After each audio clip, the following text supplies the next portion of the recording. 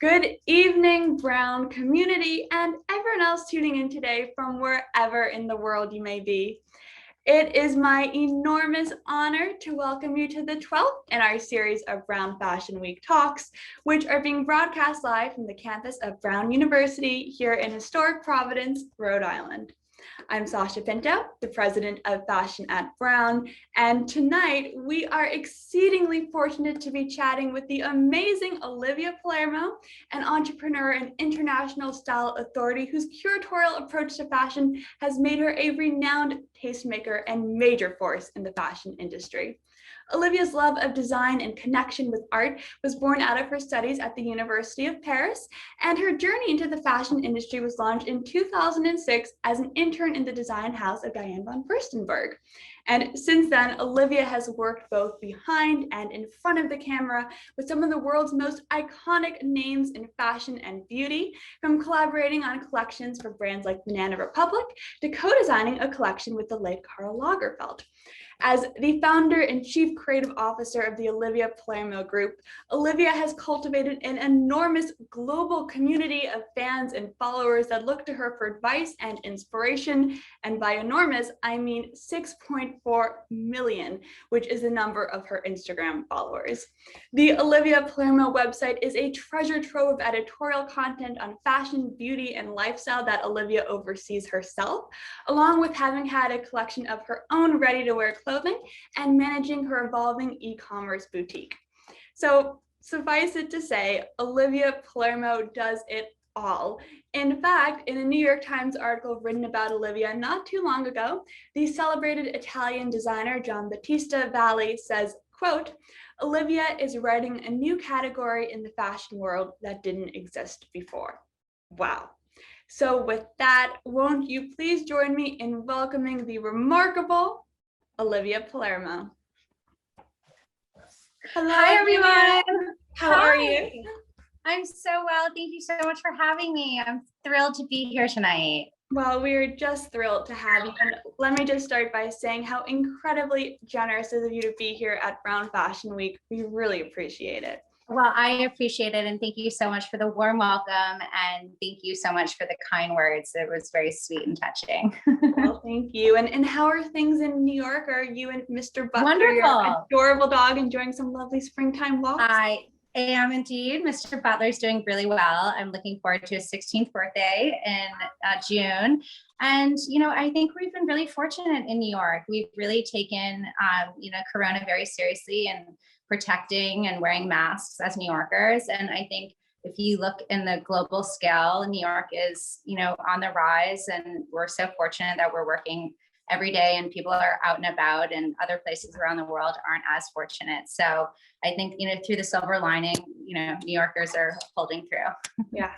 Well, fingers crossed that better days are just on the horizon. Yes, but we always have to look to sunshine. No, that's so true. And Olivia, before we get too chatty, let me tell you about your moderator for today. So Julianna Davis is a sophomore from San Francisco studying neuroscience. In addition to being the head of Fashion and Brown's social media team, she's involved in the Brown Healthcare Investment Group, Women in Business, Scholars of Finance, and Brown's peer mentoring program. And that's just her volunteer work. That's pretty impressive. I know. She's also worked for Generation News as a financial analyst and will start as a healthcare investment banking intern this summer at Goldman Sachs. So she's quite an impressive young woman. Yes, so, a powerful force. I know. So please join me in welcoming our moderator, Julianna Davis. Nice to meet you, Julianna. Welcome. Hi, Sasha. Thank you so much for the introduction. Olivia, so good to meet you. Lovely Wonderful. To see you. So now that we're all here, I will sign off and leave you to get started. So bye for now. Bye. Hi, Olivia. How are you? I'm doing well. How are you? It's so nice to see you. How is it in California? It's good. It's raining right now, but it's nice to be in the sunshine, That's good. Well, I'm happy to chat with you. Thank you. So working from home in New York has been going well? It has been going well. And you know what? I think within the industry that we're in, everything is so in person. So it's taken me a little bit to acclimate to digital. But I think, you know, we have to pull through until we can all be together. Yeah, absolutely. So on the topic of work, I'm curious, what drove you to pursue fashion in your early career? You know, when I was about 15 years old, I interned for Quest magazine, a family friends magazine, and I met my closest and dearest friend, Edward Barsamian, who then went on to work for the Times and to be a Vogue star for Vogue magazine and online. And then he went off to Victoria Beckham. And I think through the lens of the two of us and our love for fashion, I think we empowered each other through all of our years of being friends. And I think it was a really wonderful kind of foundation to start working in magazines together and having a very similar perspective. Yeah, absolutely. I'm sure everyone in the audience, you know, being a college student or around the college student age, is curious to find out what you did after you attended the University of Paris. I did. You know, I really loved the University of Paris. It was an incredible experience. I met people from all over the world, and it really gave me a global perspective, a part of it, which I think that led me to working for Viacom and kind of looking at the fashion industry and trying to figure out what I want to do just beyond working for magazines. But of course, you know, when you do work in fashion, you should start from kind of ground up and really understand the ins and outs from every aspect.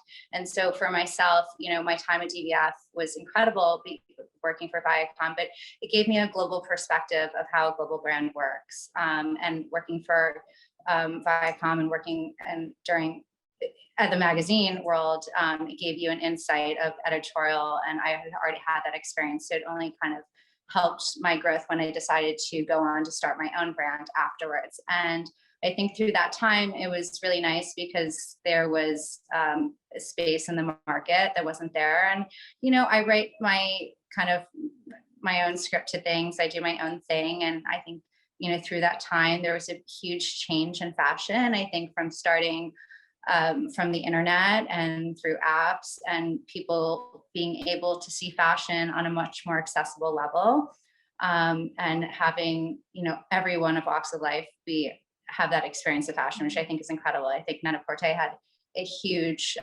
impact on that within the shopping experience. So for me, I was very fortunate.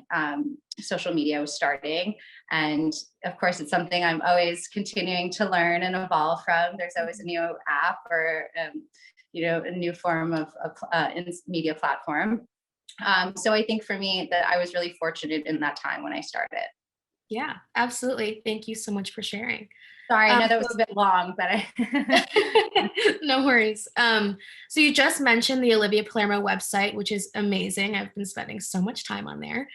So you once posted outfit ideas on there and personal blog posts, and now with it's a massive success with a major facelift, including the introduction of e-commerce. I love that you call it a facelift because that's exactly what I call it too. Everything needs to zhuzh. Everything needs a facelift after some time. And you know, when I started it, you know, the world on the internet was more of blogs and, you know, websites and less on a little bit. Facebook was just starting, but Instagram hadn't appeared yet. So I think it was a perfect time. And then over the years, it's really evolved onto an editorial platform. And I'm so fortunate to, you know, even have Edward have a voice on our platform to this day, you know, bring his incredible lens to our brand. Absolutely. Would you mind talking a bit about how you transitioned from doing those amazing blog posts into now the e-commerce world? Absolutely. You know, from day one, it was never me writing. It was always having a team of editors and contributing editors. And I was always about, and still to this day, about supporting young emerging talent. And whether that's a designer, a writer, or any type of creative, I think it's really important. So, you know, when I'm evolving and growing, it's important to support people as well through that journey. And so I had incredible group of people that were able to capture the lens of the beginning voice for the brand. And now we're in such an incredible place. And I'm so excited because, you know, from what it's started and what it is now is really, you have a full circle experience where you're able to come to Olivia Palermo and not only see the editorial lens, see things that I like, but also have the same shopping experience. Absolutely. Thank you so much. Speaking about the shopping experience, you have all of your different collaborations with all these different brands on there. I was wondering if you could talk a bit about what you've learned while collaborating with a bunch of different people, including Karl Lagerfeld, Nordstrom, Banana Republic. It's been incredible. It's been wonderful. And I think from when I started out modeling and doing brand ambassadorships, that has led me to design collaborations. It's all throughout everything in my experience in working with the teams and the creatives. And understanding the brand ethos. And when I work with any brand, it's important for me to come in and have a organic experience, an organic conversation, love for one another. But it's not for me to come in and change the brand. It's for me to highlight and, what they're best at and put my own little stamp on it, but also bring in a new customer base and put a new set of eyeballs on as well. And through all of it, it's been incredible because, working for a fashion brand like a Karl Lagerfeld that is an incredible structure and works on a very high level, very similar to myself. And then when you work with a Nordstrom's, for example, you're working with an in-house brand and they are a retailer, so they work in a very different way. So it's really interesting to see how all different internally how people work, and I think it makes my job much more well-rounded of understanding all the different aspects of the industry and how things work. And I've been very lucky and very fortunate, and everyone I've worked with has really been extraordinary, and it's been a learning experience. And I think that you always have to continue to learn. You have to continue to grow. And if you feel bored, then you need to kind of take a minute and reset and, surround yourself with people that are going to push you through, will inspire you. And so even to this day, I have countless amount of people that continue to inspire me. Yeah, absolutely. Thank you so much for sharing. So it seems like you have a lot on your plate at all times. I'm sure a lot of the students in the audience are under a similar situation, but maybe not as intense. So I'm wondering how you prioritize your time between all of your different business ventures. I do. I wear a lot of many hats. When Corona has been a bit of a different time where I've been able to kind of reset, and time is different now. Prior to that, my mind is always active. I really never shuts off. So even if I want to get sleep, I probably sleep not as many hours as most, 5 hours, but I like to start my day working out. And also it's important throughout everything that you do, no matter how busy you are, and managing that time, which is really important. You have to take time for yourself, because if you don't, you burn out. And I think many people forget that and realize that. So I do want to point that out. Whether it's a massage, a facial, a walk in the park, a manicure, pedicure, something to recharge you, because we all need it. We really do. Absolutely. I totally agree. So you mentioned that you find inspiration from the people around you. I'm curious if there are any other places you find inspiration. You've been a New Yorker your whole life, or whether that was studying in Paris. Yes, I've been really fortunate. I think after I moved to university in Paris and I moved back, I met Johannes a short time after. So my life has always been between New York and Europe. So I've been really fortunate and traveled all around the world for work for over a decade, nonstop. So most of the times I'm not usually home very often, maybe like over 170 days, 180 days out of the year, most of the time in Europe, Asia, Middle East. So it's incredible. And it's important to go to all those different cultures, understand what's going on in the current market, meet local designers, meet people. It's just it's important to be able to connect. And for our industry, especially, it's even more important that we have that interaction. So I definitely deeply miss it. And I think where I get at all my inspiration that comes to me, and motivation, and where you get that extra surge, is really when I'm sitting on a plane on Lufthansa or Swiss, and I'm in the sky in the evening, early morning, when everyone is asleep on the plane, and I watch the beautiful colors and I read my magazines. It's really my time where I reset. I meditate, and I kind of think what is next for the Olivia Palermo brand. Absolutely. I personally love flying on planes. It's so relaxing sometimes when there's not a bunch of turbulence. It's actually one of my worst fears. I really love it, and I think Yeah. that, like, anyone that has any fear when there's a little bump, think about it as a um, you're going on a pothole on the streets of New York. Yeah. That's how I can say it. I'm gonna make Look at sure. the wing and watch the wing go, and you'll feel more calm. Yeah, thank you. So I guess I'm sure a lot of people here are so interested in the fact that you are being used as a case study, or you're participating with Instagram as a case study. I'm not even quite sure that a lot of people know that what case study means. How does being a part of a case study with Instagram work, and what does that mean for you? Well, I have to thank my head of communications, Derek Conrad, because he's amazing. And he really keeps the brand, fully functioning, in the sense of keeping me informed of what's going on social media, what, Instagram is asking, and how we can work and be collaborative together. So it's very flattering, and we work very closely with Instagram, and they're an incredible team to work with. Yeah, totally. When you first downloaded Instagram, did you ever think that you would amass such an amazing following of about 6.4 million people? No, I didn't. And you know what? I really didn't. I actually didn't post very much. And over the last few years, we started to post more. And I think, there's a really healthy balance between, the Olivia Palermo brand and seeing a little bit of insight between myself. And that's, how we've tried to keep it. And yeah, that's personal. Yeah, thank you so much for sharing. How has being a person of influence changed from when you first started on the platform, and where do you think that's going?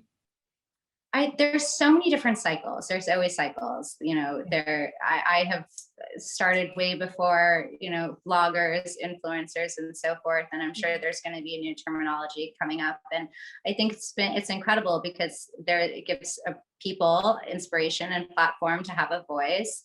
And I think it also opens up a lot of doors for people that maybe have been in different industries that are now more inspired by fashion or beauty, and they're going in that direction, or photography.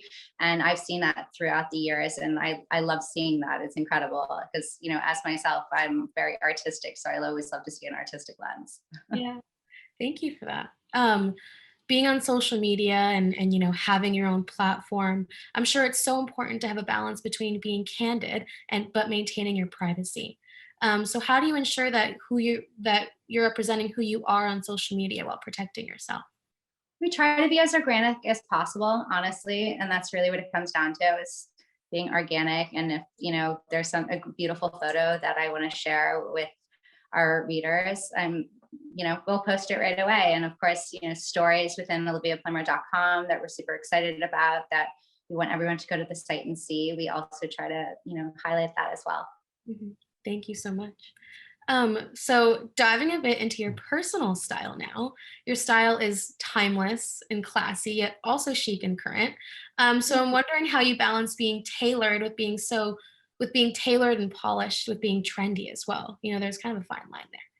There is a fine line. And what I've always said is, if one is not into trends, or is a little reluctant to step into the current trend, you have to stay true to yourself. And I always have used the example that if, the trend of the year is blue, the color of the season is blue, maybe do it within the jewelry, or do it within the shoe, or a sock, or, within an accessory, that you can highlight it that way and have gradual steps into it. But, for myself, there are certain trends I of course love, and then there are certain ones that I don't.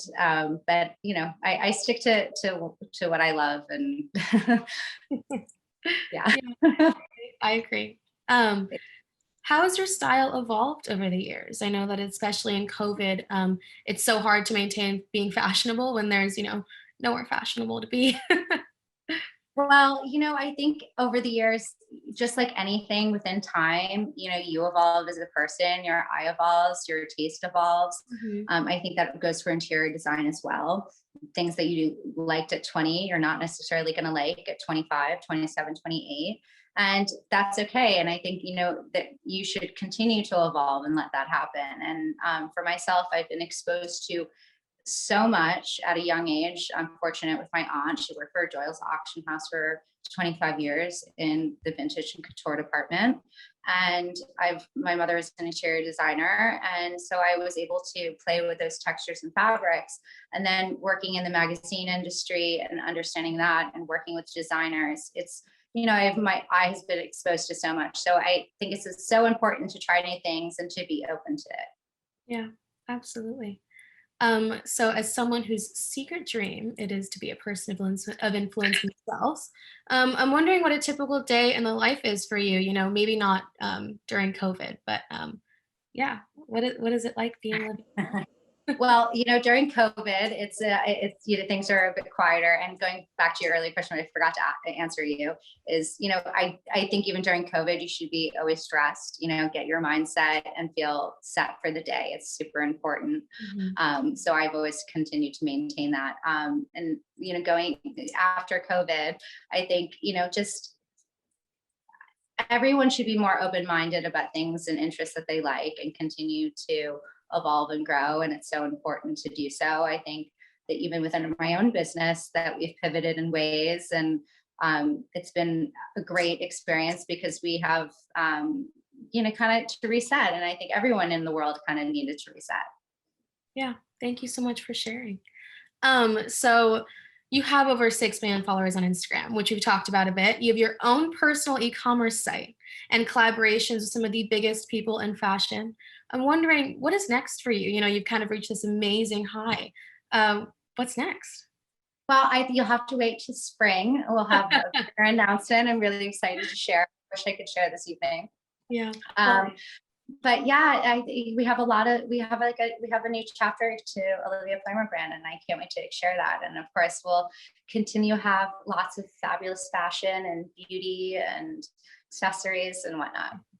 I'm so excited to find out what that is, and I'm sure it's a very big secret. Yeah.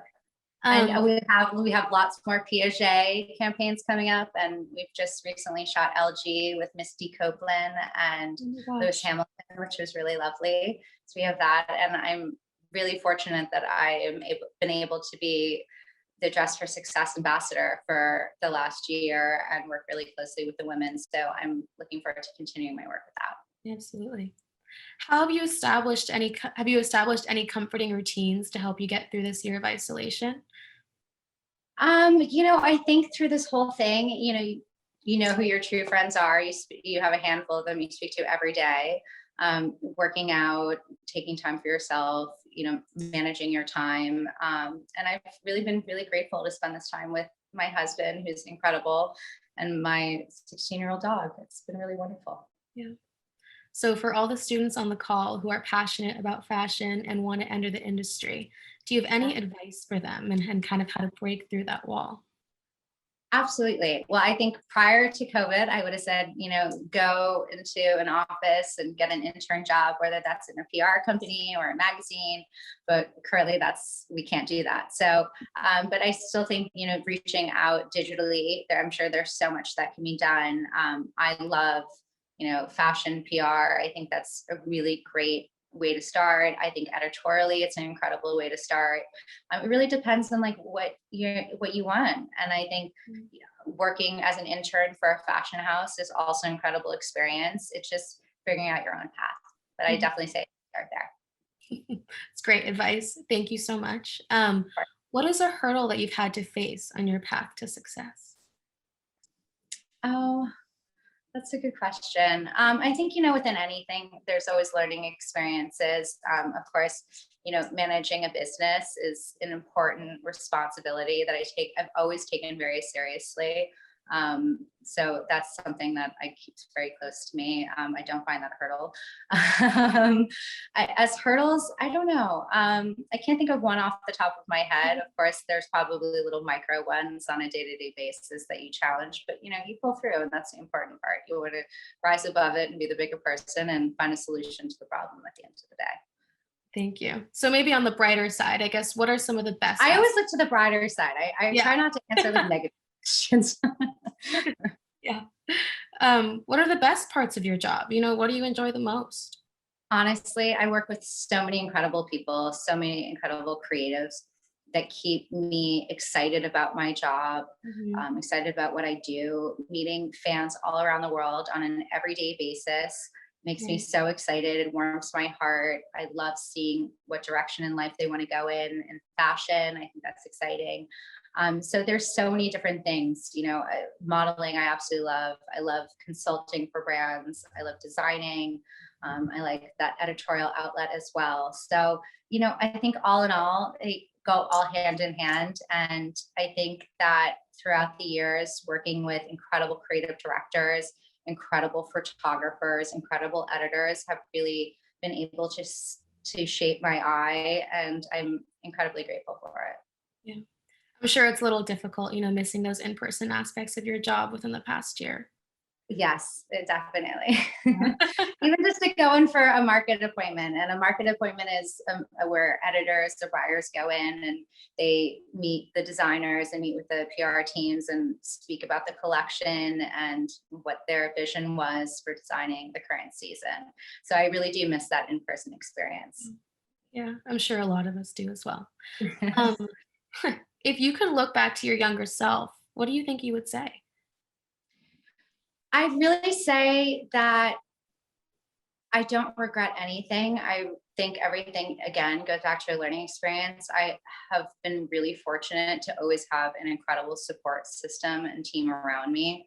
From my times in school with growing up with a learning disability to my times of creating my own team and looking at every aspect of everything. So in that sense, I don't. And I think that everything that I've done and led up to now has led me to the knowledge that I have.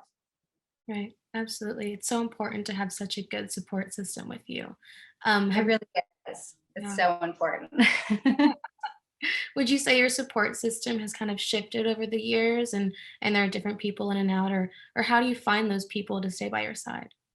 I think you have loyal friends to stay with you through and through that you see through the years, and people come in and out of your life and they come back in. But you always have a handful of friends that you can count on. Yeah, I totally agree. So back to kind of maybe the more negative side of things. Have you ever made a mistake that you learned from that you could just share with us so we could learn from it too? Um, It's kind of a tough question. yeah, you really put me on the spot here. Let's go to the next one. We'll come back to that one. All right, okay. So what is a must read, watch, or listen piece of media that you have been kind of consuming within the past few days or weeks? I'm really into documentaries at the current moment. My husband and I watch so much television. We watch so much, from every show and movie. But recently over Corona, I'm definitely a documentary buff. So I've watched lots of things on the Queen. I've watched lots of documentaries on wine, on art. So it just really depends on your outlet and what you're in the current mood for. But I think people go in different phases of their lives, and mine currently is in National Geographics and documentaries. Oh my gosh, I love National Geographics. They're amazing. I Absolutely. just watched the Taylor Swift documentary on Netflix. It's been there for a minute. It's fantastic. Yeah, and I like to watch different documentaries because when you watch a documentary, it always has a specific narrative to it, and so I like to watch a few to have my own perspective. Absolutely. So here's a funny question for you that Olivier Rousteing had a hard time answering. What do you like to do that you're bad at, and what do you not like to do that you're good at? Oh, I'm with him on this. I absolutely adore him. He's amazing. He is amazing. He's amazing. What am I bad at? That's a good answer too. I was bad at going to college because I shopped all the time. And what I'm good at that I don't want to do all the time. Oh gosh. I'm really good at skiing, and I don't do it enough. And the ski season since haven't been in Europe, and we haven't gone to St. Moritz, it's been killing me. But I wish I could do it more. And unfortunately, ski season starts in December, but because of global warming, it really doesn't start until like end of January, right? So I miss my spring skiing. Is there one person that has influenced your style the most? Oh, that's a good question. I think that my husband has definitely been a huge influence. He has an incredible eye of how he puts menswear together naturally. I think, speaking about Edward again, we have a very similar aesthetic. And, various people within fashion that I admire, whether it's Valentino or Giancarlo, of course, they're also men that are incredibly inspiring to me. John Bautista is also a human that is fabulous and endlessly inspiring. Thank you. Yeah. So within your collaborations with other designers like Karl Lagerfeld, how do you bring your own personal style, but make sure that you're respecting their style as well? Like how do those two mesh together? Of course, it's a very fine line to walk, and I always like to sit down and meet with the creative team. We meet with the marketing team, seeing what their current commercial line looks like, and then look at that and see what their direction is, and then kind of put our own inspiration together. But there's always some sort of direction. It's just kind of unspoken. Yeah, it's definitely interesting. Until on paper. Yeah, it's a skill for sure. Earlier, you mentioned that you're an optimist. Has that always been your outlook? Absolutely. I think it really has. And I think that goes back to having an incredible support system at a young age. I was really fortunate to have. And yeah, I grew up with, as I said, many struggles with a learning disability, but having a great support system kept me optimistic. Mm-hmm. And, I think one saying that I've always lived by is that everything not only happens for a reason, but everything always works out. There's always a solution to the problem. So no matter what, that's kind of like at the end of the day, it's all going to be fine. So it's going to be fine. Just in the moment, you might just feel it's not, but I think the important thing is to always look past that. Yeah, everything happens for a reason is one of my mottos as well. Absolutely. So during your time in your internships, being an intern is kind of difficult. It's hard to kind of enter a company for the first time. What is one piece of advice that you would give to the students in the audience who are entering internships as well? I think it's really important to meet everyone in the office and to get to know everyone and understand what everyone does, and to, always lend a hand when, someone needs it. And I think that experience will be valuable. Absolutely. I totally agree. So we have some audience questions that I'm sure excited. Yay. They would love to ask you. One is from actually a childhood friend of mine, Lyle Felser from San Francisco, is wondering, if you didn't pursue fashion, what else do you think you'd be doing? Oh, well, I can answer that very clearly and happily for you. So before going to the American University of Paris, I actually was very much into riding and into lacrosse. And I was actually maybe going to play lacrosse for university. And during one of the tournaments, I had broken my wrist. And so that had changed my course. But what it had done, it had opened up two different avenues. One, I had met Kevin Plancher, he is an incredible orthopedic surgeon to this day. He's basically our family doctor, and he works with everyone in the sports industry. He is like the most incredible doctor. And the second one led me to fashion and led me to moving to Paris, because if I hadn't, I wouldn't have decided that, I wasn't going to go play lacrosse or ride. I was going to go and move to Paris. And so similar to like when you grow up into New York, you grow up in an urban city and you love an urban city. And for me, I chose Paris, and I didn't know anyone. I didn't speak the language, and I just was like, okay, I've arrived. And ever since then, Paris has kind of been a second home to me. And I spend, over 40 days out of the year there for the collections. I have really dear friends that live there. And so when I'm there, it always feels like a second home. And what I would, and if I hadn't, I would have been a sports commentator, to answer your question. Oh my gosh, that's amazing. Do you still get the chance to play lacrosse and ride horses? No, I don't do anything. I ski all the time. That's my main passion, but I am a huge New York Rangers fan. And, I've always said being a Rangers fan will put you in therapy by the end of the season. But this season, I don't think we'll have to go to therapy because they're doing very well. Oh my gosh. So another person who submitted a question, Reno Hashimoto, says, Instagram is a wonderful platform through which to share creative content, but how do you navigate some of its more negative aspects and develop a healthy relationship with social media to protect your mental health? I think it's really important. I'm always about, not overindulging and, having everything is a balance. And I always say that everything is balance. And so for us, it's about finding that happy balance between my private life and the business of Olivia Palermo. So it's kind of, you have to have your own sense of what works for you and your own science. And hopefully for us, everyone enjoys it. Yeah. Thank you for sharing. So we have another question from Ellis Clark. He says, your style influence is regarded as the last in a line of traditionalist fashion.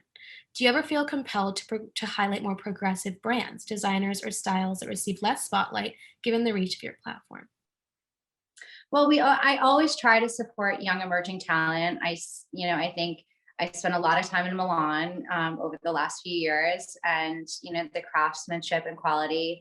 I think that there's bigger brands like Max Mara they support and 𝐀𝐿, and then you have smaller brands with incredible craftsmanship like Santoni, for example, or 𝐁𝐿𝐿. So for myself, I try to find a healthy balance. Absolutely. Another student is wondering, who is your favorite designer? Oh, my favorite designer is Valentino. He's absolutely incredible, and I love him dearly. Thank you. Sorry, we have a lot of student questions on here. And I also love Jon Batista, he's the best. Amazing. Someone's wondering, how do you practice self-care? I know that kind of relates to the first one we talked about with Instagram, but it's really, I was really fortunate. It was embedded to me in a very young age to always take care of yourself. I get my manicure, pedicure every week, get my hair done every month. I think those little moments where you take time for yourself, it recharges you. It makes you feel like the best version of yourself, even if one thinks it might be superficial, like you still feel great. So however one can feel great, and whether that's, again, getting a facial massage, anything, I think carve that time out. I agree. It's really important to work that into your schedule. You have to. There's no excuse for it. And there's no excuse for not working out either. Everyone can carve out time. It's all about the time management, as you said earlier. Absolutely. Even 10 minutes. Yeah. There's a couple more. How has New York couture influenced your style? Well, New York couture is more of Paris couture that's influenced my style. The craftsmanship in Paris, it's a very small community, and Jumbo is actually one of the last and youngest designers to be admitted into the council, and he's done it so incredibly elegantly, gracefully throughout the last 10 years.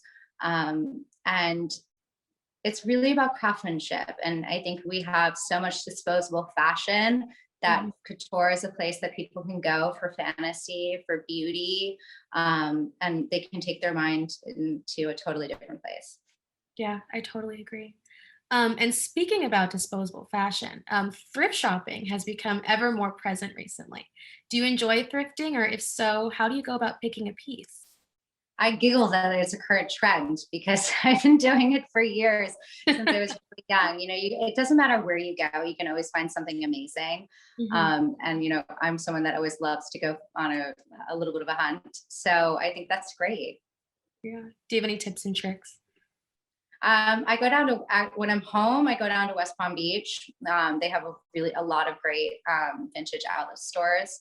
And when I'm in Europe, I usually go to Portobello Market, or when I'm in Paris, I go outside of Paris to the markets. Perfect. Thank you so much for sharing. I'll make sure to check all of those places out. Put them on my list. Yeah. In your closet, what is your go-to piece? In my closet, my go-to pieces are probably from Max Mara and Montclair. What are they? Don't mind me asking.